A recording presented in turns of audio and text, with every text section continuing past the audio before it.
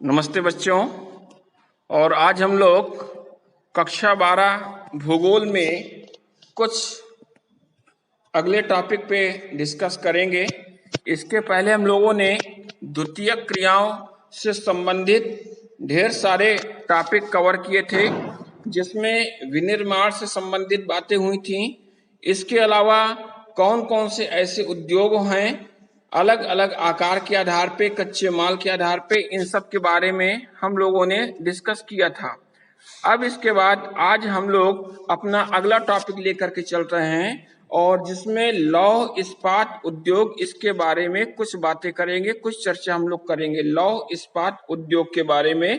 तो यहाँ पे शुरुआत करते हैं आयरन स्टील इंडस्ट्रीज के बारे में।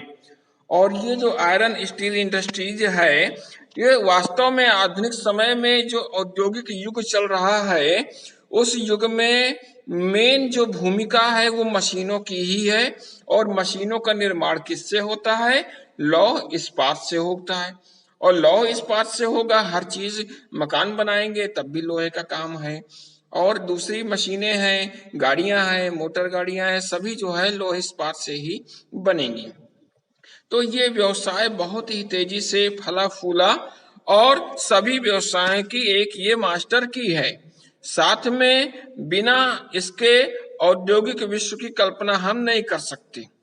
इसके अलावा अब यदि हम देखते हैं कि इस उद्योग में स्थानीयकरण के लिए कौन कौन सी चीजों की आवश्यकता पड़ती है, तो स्थानीयकरण के लिए हमको कच्चा माल चाहिए और कच्ची सामग्री भी चाहिए।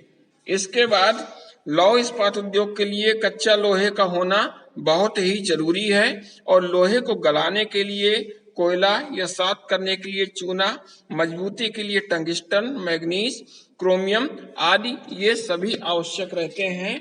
क्योंकि जहाँ पे जिस जगह ऐसी चीजें उपलब्ध होंगी, ये सब चीजें उपलब्ध होंगी, वहीं पर लोहे के कारखाने लगाए जा सकते हैं, लोहा उद्योग वहीं पर लग सकता है।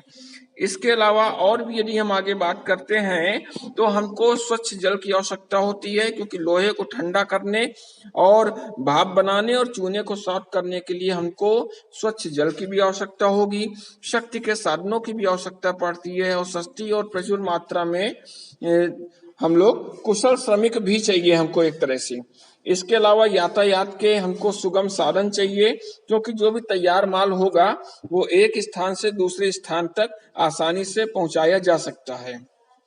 साथ में स्थानीयकरण के कारकों के लिए हमको पर्याप्त भूमि भी चाहिए, क्योंकि भारी मात्रा में और बड़ी मशीनों को स्थापित करने के लिए पूंजी चाहिए। तैयार माल के लिए हमको आसपास का बाजार भी चाहिए, मार्केट एरिया भी चाहिए। और लोहा इस्पात उद्योग साधारण नहीं है, इसलिए इसमें पूंजी की भी आवश्यकता होती है, अधिक पूंजी की आवश्यकता होती है।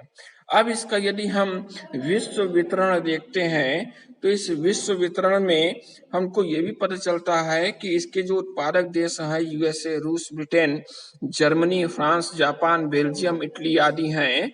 और इन देशों में जो चीन, Bharat, Australia, Canada, Poland, Sweden, चेक गणराज्य, ब्राजीलिया, ये सभी देश ऐसे हैं जो कि इसका उत्पादन कार्य करते हैं।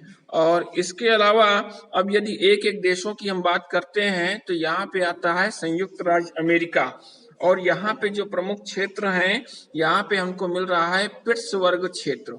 अब ये पिट्सबर्ग क्या है, वहाँ के बारे में थोड़ी सी बात करते हैं हम लोग, कि जो उत्तरी अपलेशियन में स्थित क्षेत्र है, ये महत्वपूर्ण इस्पात का क्षेत्र है।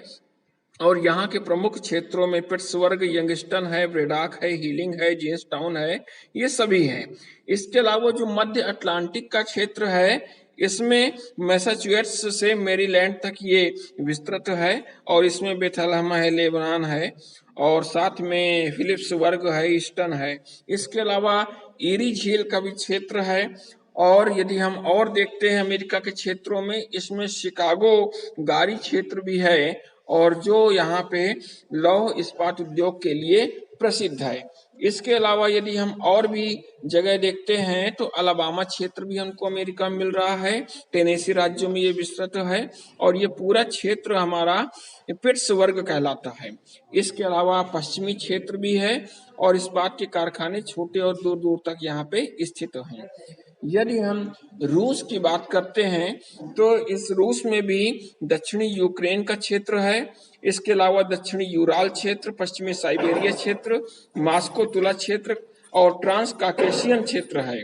और ये सभी क्षेत्र हैं रूस में जहाँ पे लौह इस्पात उद्योग लगे हुए हैं, लोहे इस्पात के कारखाने लगे हुए हैं और इसका उत्पादन किया जाता है। यदि हम जापान की बात करते हैं तो जापान में भी विश्व का ये दूसरा इस्पात उत्पादक देश है और औद्योगिक सम्राट इसको कहा जा सकता है। इसके अलावा यदि इसके क्षेत्र देखते हैं तो नागासाकी, ओसाका, हिरोशिमा और टोक्यो के क्षेत्र में वहां पे लोहे के कारखाने यहाँ पे मिल रहे हैं।